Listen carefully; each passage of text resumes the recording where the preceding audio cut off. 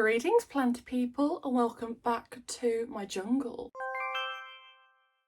So it is nearing the end of October, which I'm a little sad about because it's one of my favourite months, but we're closer to Halloween, so that's always a plus. I thought I would share with you my favourite plants and planty things of the month. So it's a mixture of plants, pots, something a little bit strange. Okay, so this is quite an old plant. I don't really talk about it much, mainly because it took me an embarrassingly long time to figure out what it was.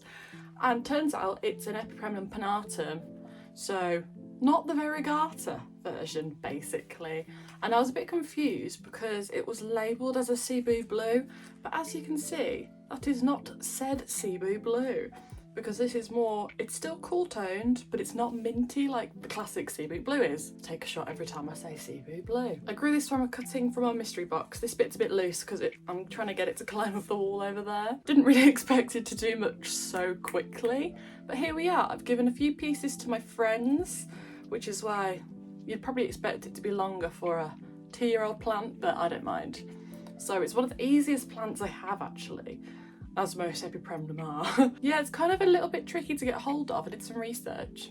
It's just not very common, but it's not that expensive either, so make it make sense. I do recommend you get one of these because they are gorgeous and they trail very nicely as well. Next one is a pot. Now you're probably thinking that's just a pot. I mean, it's a pretty colour, but I got it from my local garden centre and turns out it's made from recycled ocean waste plastic, and I think that's so cool. I try my best to be as eco-friendly as I can, and currently my avocado plant lives in it, which I'll show you. Now please do bear in mind this has been living in the garden for the past few months for the summertime, so it's been a bit gnawed by slugs and bugs, but apart from that it seems very happy. As you can see, it's got some lovely new growth, and this lives in here now. So I'm going to move this somewhere in a very bright spot as she likes the sun a lot. And I've got a bigger one for my bigger avocado plant as well, so it's a little family. Okay, next one I talked about before, but it has grown a new leaf since I last talked about it, and that's my Alocasia Frydek. Oh, look at that.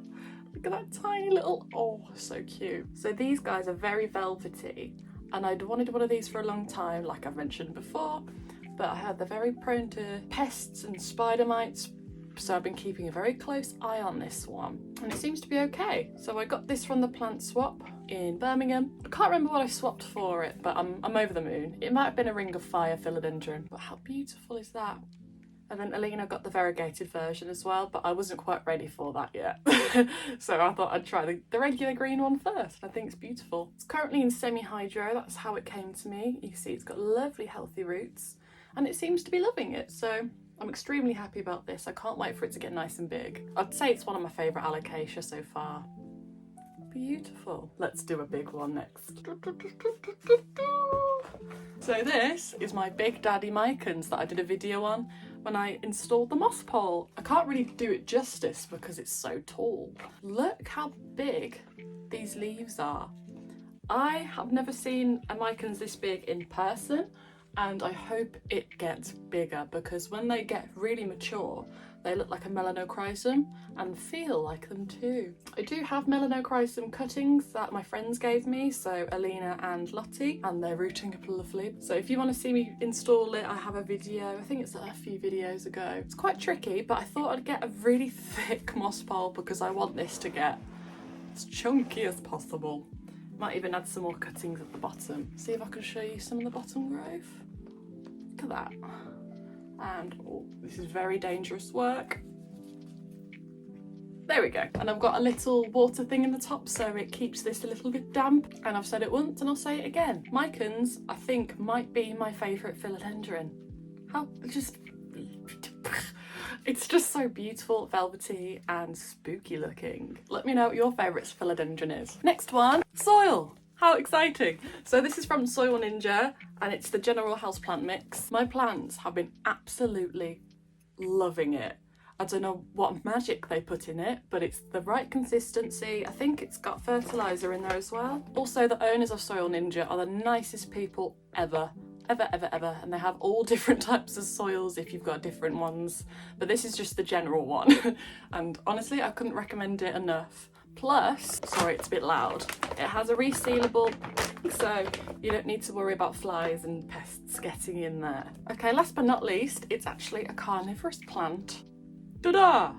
It's blooming, and it's blooming beautiful. So this is the second time this one's bloomed, and as you can see, the leaves are sticky and there is a hair on it, proving my point.